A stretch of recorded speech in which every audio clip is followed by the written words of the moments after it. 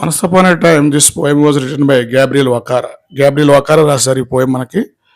ఒక Nigerian poet అయిన 1885 నుంచి 1960 వరకు మనకి నైజీరియా ప్రాంతాన్ని బ్రిటిష్ వాళ్ళు పరిపాలన చేశారు. ఆ ప్రభావంతో అక్కడ ఉన్నటువంటి మనుషుల యొక్క వ్యవహారాలు కానీ ఆచారాలు కానీ చాలా ప్రభావితం అయినాయి అనమాట.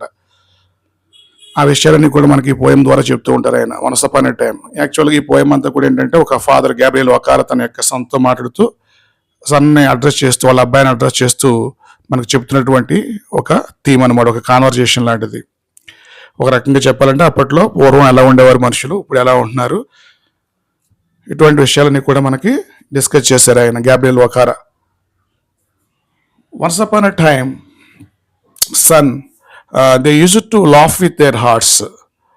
ఒకనొకప్పుడు ప్రజలు ఎలా ఉండేవారంటే, ఒకనొకప్పుడు అంటే ఎప్పుడంటే అది మనకి రచయిత యొక్క చిన్నతనంలో అంతా కూడా ప్రజలు చాలా స్వచ్ఛంగా మంచిగా ఉండేవారు అనమాట. వాళ్ళు నవ్వేటప్పుడు కూడా మనస్ఫూర్తిగా నవ్వేవారు. They use to laugh with their hearts అంటే, and laugh with their eyes, వాళ్ళ యొక్క కళ్ళలో కూడా సంతోషం కనిపించేది. But now they only laugh with their teeth. ఇప్పుడు నవ్వే వాళ్ళంతా కూడా ఏంటంటే ఏదో పళ్ళు కనిపించే విధంగా జస్ట్ మొహమాటానికి నవ్వుతూ ఉంటారు తప్ప అందులో మనస్ఫూర్తిగా నవ్వేదేమీ కనిపించదు మనకి. While their ice block cold eyes, అంటే ఒక రకంగా డెడ్ బాడీని చూసాం అనుకోండి, ఆ ఫేస్లో ఎక్స్ప్రెషన్స్ ఎలా ఉంటాయి, మనకి జీవం లేనట్టుగా ఉంటాయి అనమాట. అలా వీళ్ళు కళ్ళల్లో ఎటువంటి సంతోషం కనిపించదు, కానీ జస్ట్ వాళ్ళ మనకి ముఖం మీద ఏదో చిరునవ్వు కావాలని తెచ్చిపెట్టుకున్నట్టుగా మాట్లాడుతూ ఉంటారు. Search behind my shadow. అంతేకాకుండా ఇంకా వాళ్ళు మనల్ని అబ్జర్వ్ చేస్తుంటారు, మనం ఏ విధంగా ఉన్నాము ఏంటి అనేది కూడాను. There was a time indeed. కానీ పూర్వం ఎలా ఉండేవారంటే చాలా నిజాయితీగా ఉండేవారు. ఆ రోజులు చాలా అద్భుతంగా ఉండే అనమాట. They use to shake hands with their hearts. మనస్ఫూర్తిగా షేక్ హ్యాండ్ ఇచ్చేవారు, ఆ యొక్క సంతోషాన్ని తెలియజేసేవారు. But that has gone sun. కానీ ఆ రోజులు మంచి రోజులు పోయాయి. Now they shake hands without hearts. ఇప్పుడు షేక్ హ్యాండ్ ఇస్తుంటారు కానీ అది మనస్ఫూర్తిగా కాదనమాట. While there left hand search my empty pockets. అంతేకాకుండా వాళ్ళు పక్క నుంచి షేక్ హ్యాండ్ ఇస్తుంటారు, రెండో పక్క నుంచి మన యొక్క సోషల్ స్టేటస్, మన అపియరెన్స్, మన యొక్క పాకెట్స్, మనం ఏ విధంగా ఉన్నామన్నీ కూడా అబ్జర్వ్ చేస్తూ ఉంటారు.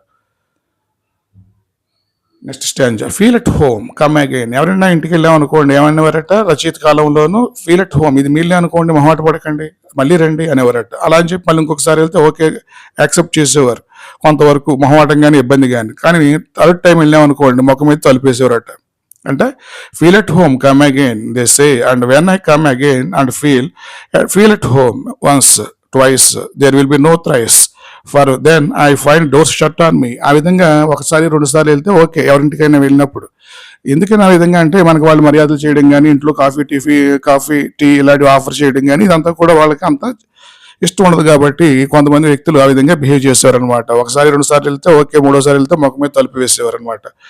Next stage. So I have land many things. ఆ విధంగా అటువంటి ప్రభావానికి లోనటువంటి చుట్టూ ఉన్న మనుషుల యొక్క ప్రభావానికి లోనటువంటి రచయితగా గ్యాబ్రియల్ వకారా కూడా చాలా విషయాలు నేర్చుకున్నాడు. తను కూడా వాళ్ళలా బిహేవ్ చేయడం నేర్చుకున్నాడట. అదే వాళ్ళ అబ్బాయికి చెప్తూ ఉన్నాడు. I have learn to wear many faces. తను కూడా అనేక రకాలుగా బిహేవ్ చేయడం నేర్చుకున్నాడు. రకరకాల మొహాలు తొడుక్కోవడం నేర్చుకున్నాడు. మొహాలు తొడుక్కోవడం అంటే దాని అర్థం ఏంటంటే రకరకాల ఎక్స్ప్రెషన్స్ ఇవ్వడం నేర్చుకున్నాడు. లైక్ డ్రెస్సెస్, మనుషులు ఏం చేస్తుంటారు, డ్రెస్సెస్ వేసుకుంటుంటారు కదా, ఏ విధంగా అయితే dresses time to time change చేస్తుంటారో, ఇక్కడ ఆ కాలంలోని ప్రజలు కూడా ఏం చేసేవారు అంటే టైం టు టైం యొక్క ఫేషియల్ ఎక్స్ప్రెషన్స్ చేంజ్ చేస్తూ ఉండేవారు సిచ్యువేషన్ బట్టి.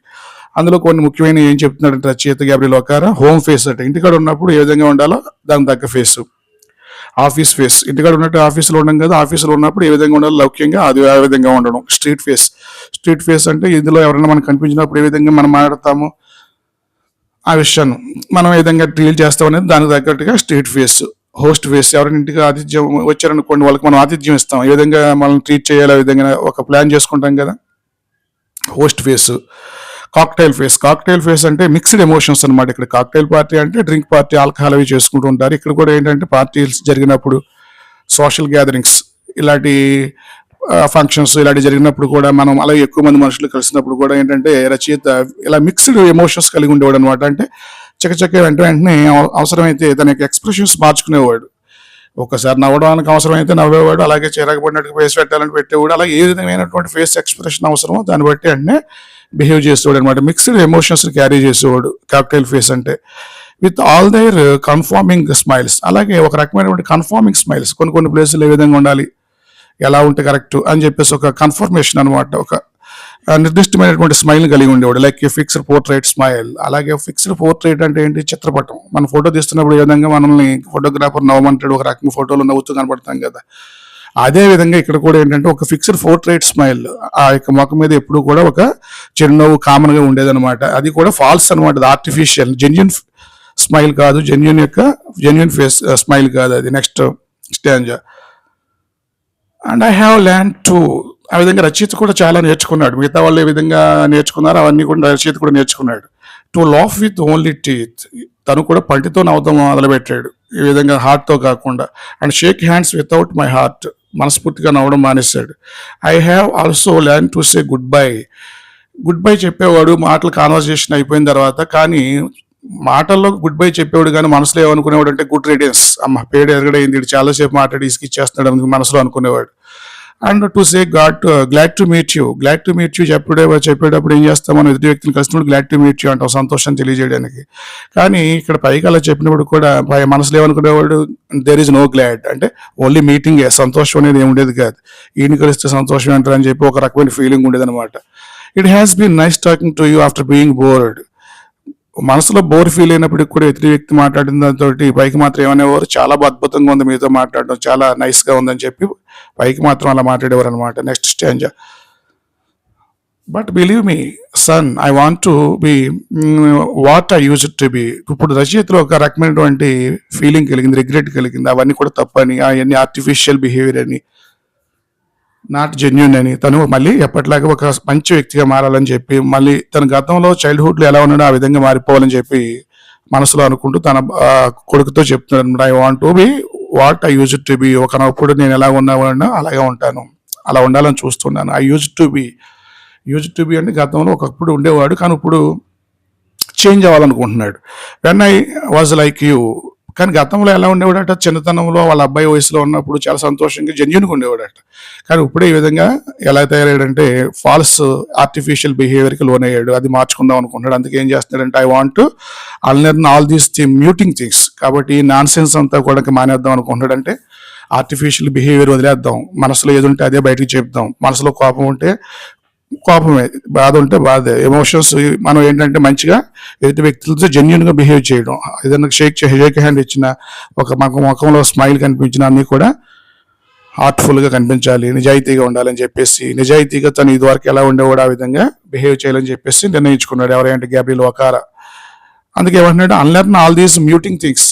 ఈ చెత్త విషయాలన్నీ కూడా, పనికిరాని విషయాలన్నీ కూడా వదిలేద్దాం అనుకున్నాను. అన్లెర్న్ ఇవన్నీ విడిచిపెడదాం అనుకుంటున్నాడు. Most of all I want రీలెర్న్. మళ్ళీ ఏమనుకుంటున్నాడు, రీలెర్న్ అంటే మళ్ళీ నేర్చుకుందాం అనుకుంటున్నాడు. ఏంటవి? హౌ టు లాఫ్, ఎలా నవ్వాలి స్వచ్ఛంగా. For my laugh in the mirror shows only my teeth like A snakes bear FANG. స్వచ్ఛంగా నవ్వడం ఎలా అనేది నేర్చుకుందాం అనుకుంటున్నాడు. అది ఎందుకంటే ఆర్టిఫిషియల్గా నవ్వుతున్నప్పుడు తన యొక్క పళ్ళు అద్దంలో చూసుకున్నప్పుడు ఎలా కనిపిస్తున్నాయి అంటే ఒక పాము కూరల్లాగా. ఫ్యాంక్స్ అంటే ఏంటి, ఇక్కడ పాము కూరలు అనమాట, అలా కనిపిస్తూ ఉన్నాయి. అవన్నీ చూసి ఇసుకు చెందాడు తను. అందుకే ఏమంటున్నాడంటే తన బాబుతోటి, తన వాళ్ళ అబ్బాయితోటి తను ఆ విధంగా బిహేవియర్ని మార్చుకుందాం అని చెప్పేసి అనుకుంటూ ఉన్నాడు అనమాట. అందుకే వాళ్ళ అబ్బాయి దగ్గర నుంచి అవన్నీ కూడా నేర్చుకుందాం అనుకుంటున్నాడు. ఎందుకంటే పిల్లలు జెన్యున్గా, ఆనెస్ట్గా, ట్రూత్ఫుల్గా ఉంటారు కాబట్టి ఆ గుడ్ బిహేవియర్ని వాళ్ళ దగ్గర నుంచి మళ్ళీ ఒక్కసారి నేర్చుకుందాం అని చెప్పేసి డిసైడ్ అవుతావు. లాస్ట్ స్టాంజా చెప్తున్నాడు, సో షో మీ సన్. కాబట్టి వాళ్ళ అబ్బాయిని మళ్ళీ చూపించమంటున్నాడు, ఆ విధమైన బిహేవియర్ని చెప్పమంటున్నాడు, టీచ్ చేయమంటున్నాడు. How to laugh, how show me how. మళ్ళీ స్వచ్ఛంగా మనస్ఫూర్తిగా నవ్వడం ఎలాగో చెప్పమంటున్నాడు. I use to laugh and smile. ఒకప్పుడు నేను సంతోషంగా ఉండేవాడిని, చక్కగా నవ్వేవాడిని. అటువంటి రోజులకి నేను మళ్ళీ వెళ్ళాలనుకుంటున్నాను. Once upon a time when I was like you.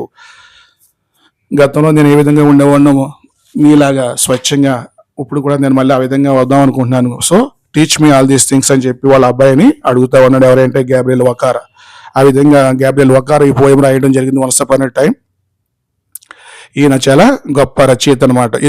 Is one of the ఆంగ్లోఫోన్స్, is one of the ఆంగ్లోఫోన్ writers. ఆంగ్లోఫోన్ writers అంటే మాతృభాషలో కాకుండా ఇంగ్లీష్లో రాసే రచయితలను ఏమంటారంటే ఆంగ్లోఫోన్ రైటర్స్ అంటారు, వాళ్ళు ఏ దేశంలో పుట్టినప్పటికి కూడా. అలా ఈయన ఒక అద్భుతమైనటువంటి మోడర్నిస్ట్ అప్రోచ్ కలిగినటువంటి రచయిత Gabriel ఒకారా. So this is a poem which is given to especially for intermediate second year students. Thank you all of you.